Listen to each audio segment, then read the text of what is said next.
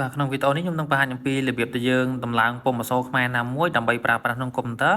បាទអញ្ចឹងអ្នកទាំងគ្នាអាចតាមដានវីដេអូនេះបានអញ្ចឹងជាដំបូងយើងចូល website សិនបាទយើងចូល website សិនណាបាទអ្នកទាំងគ្នាចូល Google ហើយ search ថា Cambodian font បាទ search Cambodian font មកអញ្ចឹងវា load website មួយនៅខាងលើនេះ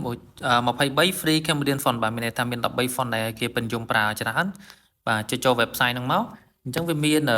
website ច្រើនបាទអញ្ចឹងអ្នកទាំងគ្នាមើលមកវាមានអានេះឈ្មោះមូលនេះឈ្មោះកូឡេននេះឈ្មោះតាព្រំឈ្មោះបាយ័នឈ្មោះបាលីអង្គរអញ្ចឹងណាអាហ្នឹងគឺសិតតែជាពុម្ពអក្សរខ្មែរដែលយើងប្រើច្រើនបាទអញ្ចឹងចុចមកទំព័រទី2មកមានទៀតហើយបាទមានទាំងអស់មាន23ពុម្ពអក្សរណាវាលុតពាណិជ្ជកម្មអញ្ចឹងយើងបិទវាមកបាទអញ្ចឹងអូថូថាអ្នកទាំងគ្នាចង់បានពុម្ពអក្សរណាមួយអ្នកទាំងគ្នា download វាទៅបាទអូថូថាខ្ញុំចង់បានពុម្ពអក្សរមួយឈ្មោះអីគេបាទហនុមានអញ្ចឹងបើចង់បានពុម្ពអក្សរហនុមានមើលមកខាងស្ដាំមានពាក្យ download បាទអញ្ចឹងពេលអ្នកទាំងគ្នាចុច download ទៅវាមកហើយវាលុតឡើងនេះហ្នឹងហើយ download បានហើយយើងចុច open វាទៅបាទ open ហើយយើង extract វាមកបាទចុច mouse ស្ដាំមួយមកចុច mouse ស្ដាំយើង extract វាទៅបាទយើង extract វាហើយវាបានចុច extract ហើយវាបាន folder មួយពណ៌លឿងបែបនេះហ្នឹងហើយអ្នកទាំងគ្នាក៏ចុចdouble click លើវា2ដងមកបាទចុច double click លើវា2ដងមកវាឲ្យ install នៅខាងលើនេះចុច install មកបាទហើយ font នេះគឺ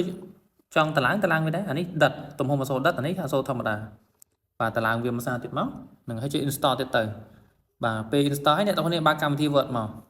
អញ្ចឹងបើកកម្មវិធី Word ហើយអ្នកទាំងគ្នាទៅសេអក្សរកមួយទៅឧទាហរណ៍ទៅសេកអញ្ចឹងណាហ្នឹងហើយអញ្ចឹងពេលអ្នកទាំងគ្នាសេរីធំមកហើយយើងទៅដាក់ font មួយឈ្មោះហនុមានយើងទៅសេមកហនុមានបាទចាំបន្តិចខ្ញុំទៅសេហនុមានមក h ហនុមានមកឃើញទេអញ្ចឹងពេលដែលយើងតម្លើងហើយយើង search ទៅគឺវាចេញហើយអញ្ចឹង enter មកអញ្ចឹងយើងបានពុម្ពអក្សរមួយឈ្មោះហនុមានអញ្ចឹងម៉ូដអក្សរវាគឺគំរូបែបនេះបាទអាហ្នឹងគឺជាពុម្ពអក្សរហនុមានបាទអញ្ចឹងរបៀបតម្លើងគឺយើងធ្វើបែបហ្នឹងណាបាទអ្នកទាំងគ្នាចង់បានពុម្ពមួយណា search ទៅហើយ website មានច្រើន